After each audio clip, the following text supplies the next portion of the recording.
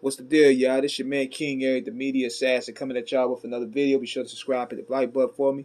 So I want to talk about Mack 10's The Recipe album. Now, we going back to September, October of, I think, when this album came out. September, October of 1998 was stacked when it came to releases. So Mack knew he had to really knock it out the ballpark. Now, the first two albums, which was the self-titled album Mack 10 and Based on a True Story, that went gold. The West Side Connect album went platinum, I believe. But he had to find a way to stand on his own 2 feet and be his own man, because he was often known as the third wheel or the weak link of the West Side Connection. So, going back to 1998, this was a time where you had many artists dropping compilation-style albums.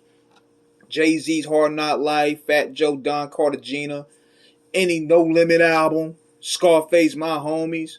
So Mack, decided to follow that formula with this album, and he brought a lot of A-listers to the party. We talking about Master P at his prime, Mystical, Cube, MC8, Snoop, Fat Joe, Pun, CJ Mack, Korn.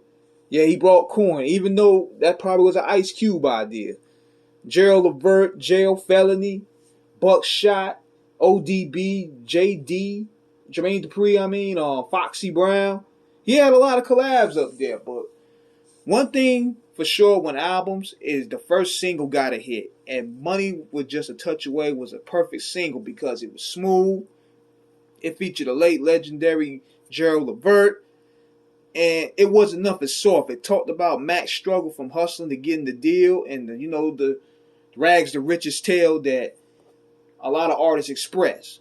And it was a totally different direction from the chicken hawking from his first two albums. So it showed a lighter side of Mack. It showed a little mature side of Mack as well.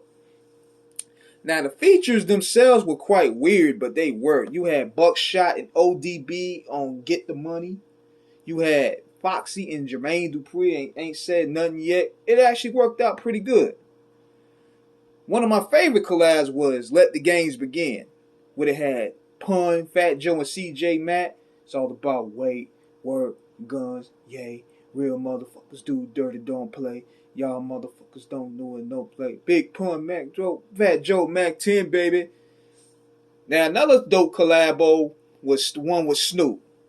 And of course, you cannot lose with that Tyna Gardner Heartbeat sample. You cannot lose with that sample at all. So they flipped it on LBC to Long Beach to ING. And it was dope.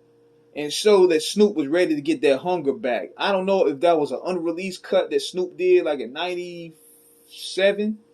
But when it was released here, it showed that Snoop was getting his hunger back, because during the Dogfather era, man, it was a depressing time. Now, another thing too with this album was the recipe was Mack was also launching Who Banging Records to the forefront. He had quite the dope roster, and you could hear the posse cuts on the recipe. Number One, House Party on the Hood, Get a Little Head. He had a lot of spitters up there. MC8, most notably, the one probably his biggest signing, and he was on the best song of the album, which was Get Your Ride On. What made Get Your Ride On dope was that it went back to the true gangster element, but it had Eazy-E up there. And this was around the time where Eazy-E was rarely getting the look. Eazy-E was rarely getting the look in hip-hop, because at that time, the deaths of Biggie and Tupac overshadowed him. So, nobody was really putting Eazy name on the game right there. So, this was a good look for Mack to put Eazy back out there. But then you had The Letter, which is another favorite, where Mack was responding to the crusaders of gangster rap. He didn't say them by name, but you could tell he called out Dr. Dre and DJ Quick, because at the time they was making that transition. They were changing from not, talking about gangster rap. They was trying to put out more commercial type stuff. Dre was doing different stuff with the East Coast, and Quick put out rhythmalism.